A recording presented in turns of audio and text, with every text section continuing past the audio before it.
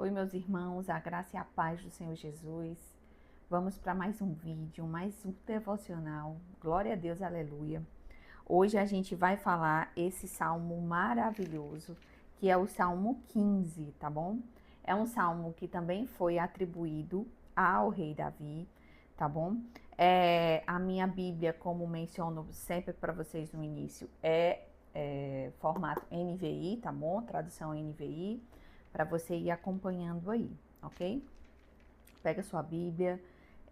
Espero muito que esteja sendo algo assim restaurador na sua vida, acompanhar esses devocionais. Se você vem aqui por meio desse canal, através desse vídeo, tem outros salmos, tem desde o Salmo 1 até o Salmo 14, tá bom? Dessa vez a gente vai falar do Salmo 15. E eu espero muito, muito mesmo, que você faça aquilo que a gente combinou desde o primeiro salmo, que é fazemos a leitura e depois você faz a meditação do que Deus falou com você e o que você vai fazer a respeito, tá bom? Então eu espero em nome de Jesus que seja um tempo abençoado. Então vamos iniciar. Aqui esse salmo, a partir do Salmo 15, a partir do versículo 1, fala assim: Senhor, quem habitarás no teu santuário? Quem poderás morar no teu santo monte? Ou seja, é uma pergunta que todo cristão, né, deve se fazer ou já se fez alguma vez na vida. Quem é que pode habitar junto com o Senhor? Porque o desejo do Senhor é habitar no nosso meio. É nos dar uma morada no seu santo monte, é estar perto da gente. Desde o início, gente. Adão e Eva, o Senhor fez isso desde lá de Gênesis até Apocalipse. Você percebe o cuidado do Senhor em querer habitar no nosso meio, em querer estar no nosso meio. Mas quem pode ser apto a ser habitado pelo Senhor? Quem pode morar perto dele? E aí Davi vem com a resposta, né? Porque a pergunta, ela é muito válida. Tanto que aqui, estudando sobre esse salmo, fala assim: perfil do justo que pode habitar na presença do Pai. Então, esse é o perfil das pessoas que pode habitar na sua presença. Então, a gente vai ler esse perfil de pessoas e eu espero em nome de Jesus que a nossa vida seja em torno de buscar esse perfil, ok? O versículo 2 fala assim: aquele que é íntegro em sua conduta e pratica o que é justo, que de coração fala a verdade. Ou seja, a gente vê que é um perfil que busca e que faz a questão da integridade e da sinceridade. É um perfil do justo, tá? Esse é o primeiro, vamos dizer assim, requisito do perfil da pessoa que mora, que pode habitar do lado do Pai. O 3 fala assim: e não usa a sua língua para difamar, que nenhum mal faz ao seu semelhante, e não lança calúnia contra o seu próximo.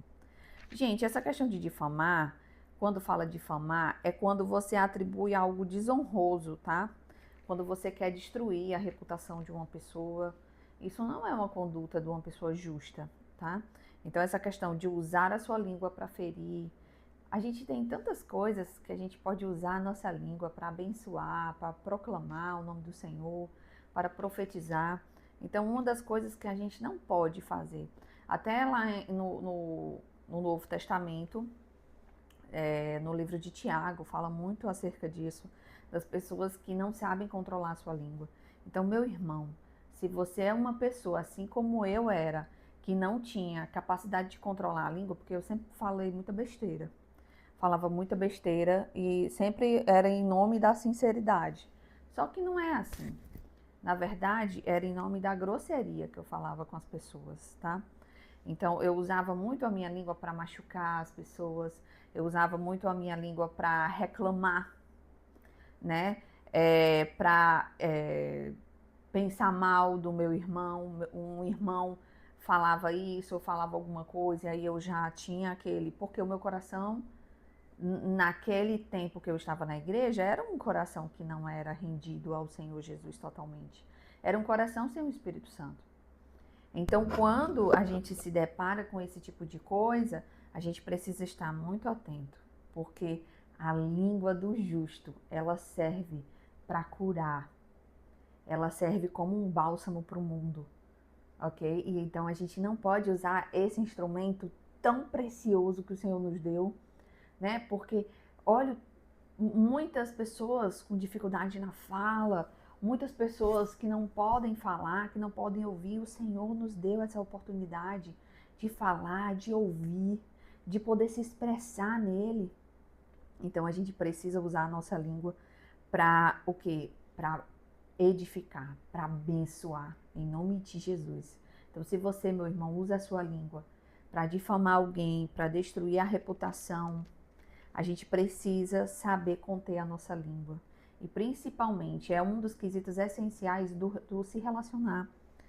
Porque como você vai se relacionar com pessoas se você tem uma língua que mais machuca? Então, vai ficar muito difícil o relacionamento com seus irmãos quando você faz isso. Não apenas com os irmãos da igreja, mas com a sua família. Ou você é totalmente ao contrário, você muitas vezes aceita melhor um erro de alguém da igreja, mas é totalmente injusto com alguém da família. Não tem paciência, usa a sua língua para amaldiçoar as pessoas da sua família. Gente,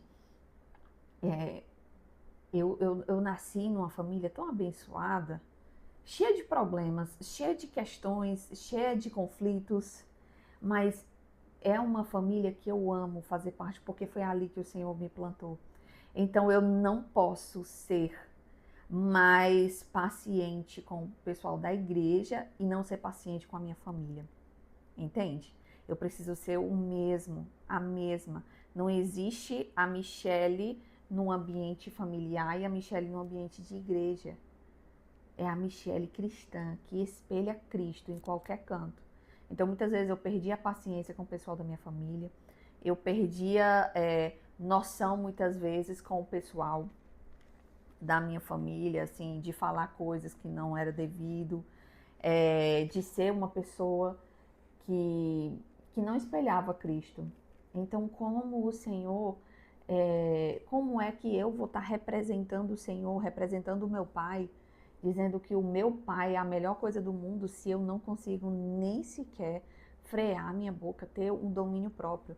E isso é uma das coisas que eu peço sempre em oração ao Espírito Santo. Espírito Santo, por favor, me dá domínio próprio, porque é uma das coisas que eu menos tenho.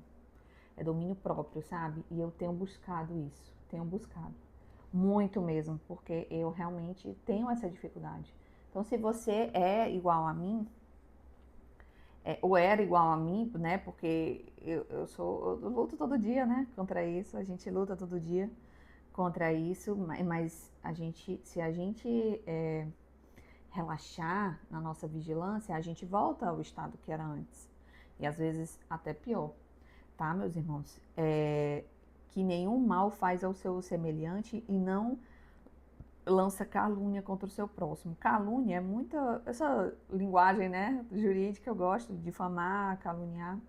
Calúnia é quando você imputa uma acusação que você sabe que é mentira, que você sabe que é crime, tá? Então você não pode fazer, apontar calúnia contra os seus irmãos, uma acusação mentirosa de crime. É aquela história da língua, do controle da língua, tá? O 4 diz assim, que rejeita quem merece desprezo, mas honra os que temem ao Senhor. Ou seja, honra e fidelidade para aquelas pessoas que temem ao Senhor. Muitas vezes a gente, né, tem muito mais amizade com o pessoal de fora, da igreja, e tudo bem, tudo tranquilo. Mas a gente precisa honrar, sabe, aquelas pessoas que temem ao Senhor. Porque pessoas que não temem ao Senhor, que não têm nenhum compromisso com o Pai, às vezes elas estão nos influenciando, sabe? Então é por isso que a gente tem que ter cuidado em não se envolver com pessoas que podem nos influenciar a não a estar longe do Pai, a fazer coisas que é contra a sua vontade. Então é por isso que a gente precisa estar mais pertinho dos nossos irmãos, mais pertinho das pessoas que a gente ama, para que a gente honre e mantenha a nossa fidelidade com a palavra do Senhor. Porque se a gente manter a nossa fidelidade com a palavra do Senhor, eu tenho certeza que a gente vai ser uma bênção, a gente vai dar fruto independentemente de onde a gente esteja plantado. Amém? Mas honra os que temem ao Senhor, que mantém a sua palavra, mesmo quando sai prejudicado. Ou seja, mesmo quando... Esse é o perfil do justo, né? Mesmo quando ele sai prejudicado, ele não deixa de falar a verdade. E isso é uma coisa que é muito difícil. Às vezes você conta aquilo que... Você dá a versão que mais lhe favorece das coisas. Eu faço isso demais. Dou a versão que mais me favorece, vou escondendo alguns detalhezinhos. Só que isso não é perfil do justo. Isso não é perfil de pessoas que vão estar habitando do lado do Pai. Aí ele fala assim no 5, que não empresta o dinheiro visando algum lucro, nem aceita suborno contra o inocente. Ou seja, isso aqui é a justiça financeira, né? Você não se corromper com os padrões desse mundo. Hoje em dia é tão comum a gente ver notícias de corrupção, notícias de pessoas, né, trocando, matando pessoas por causa de herança. Gente, quantas vezes abrimos as páginas, né, dos jornais na internet e a gente vê fulano de tal matou, fulano de tal por questões de herança, porque não queria dividir herança, porque estava devendo alguma coisa. Nossa. Então, esse tipo de coisa não é do perfil do Senhor, sabe? Não é do perfil daquelas pessoas que habitam perto do Pai. Essa palavra, ela vai estar alinhado muito às atitudes de Cristo. Vocês percebem que se eu dissesse assim, eu cumpro tudo isso, seria muito mentira. Seria muita mentira. Aqui é tudo que o Senhor Jesus cumpriu quando ele veio aqui na terra. E termina assim, ó, esse salmo. Quem assim procede nunca será abalado. Ou seja, é uma pessoa inabalável. Jesus era assim. Então, esse é o espelho da pessoa do justo que pode habitar na presença do Pai. E o espelho, ele grita o quê? Jesus. O nosso espelho grita Jesus. E é ele que a gente tem que se espelhar. É ele que veio ao mundo para mostrar a gente qual o perfil de pessoa a gente precisa ser. E com a presença do Espírito Santo, a gente vai, pouco a pouco, sendo assim, buscando ser assim.